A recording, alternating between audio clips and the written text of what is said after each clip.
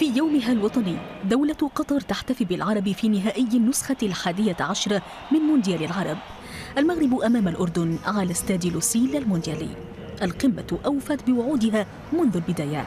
أسامة طنان يستغل خروجا خاطئا من الحارس يزيد أبو ليلى ويسجل واحدا من أجمل أهداف البطولة.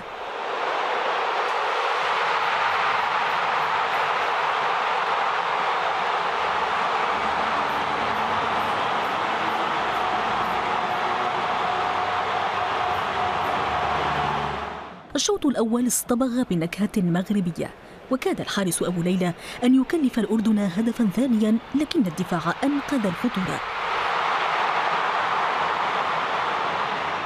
مع انطلاقة الشوط الثاني نشط خط الهجوم الأردني، وفي غياب يزن النعيمات حضر علي علوان هداف البطولة ونجح في إدراك التعادل برأسية متقنة.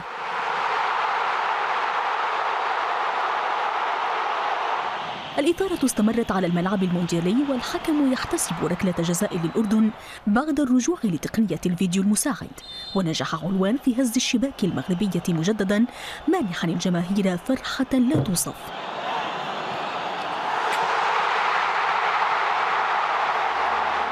النتيجة ارتسمت على محي المدرب طارق سكيتيوي في انتظار عودة تلوح في الأفق، عودة تحققت بواسطة البديل عبد الرزاق حمد الله مسجلا هدف التعادل.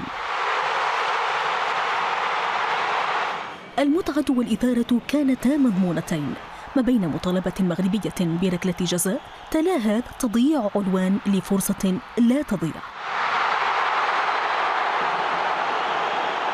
فانتهى الوقت الأصلي بالتعادل لتمتد المباراة إلى وقت إضافي بدأ على وقع هدف أردني بواسطة مهند أبو طه، إلا أن الفرحة لم تكتمل بعد إلغائه. المهاجم حمد الله أثبت أنه بات بديلا ناجحا لسكيتيوي إذ هز الشباك مسجلا هدفا وزنه من ذهب.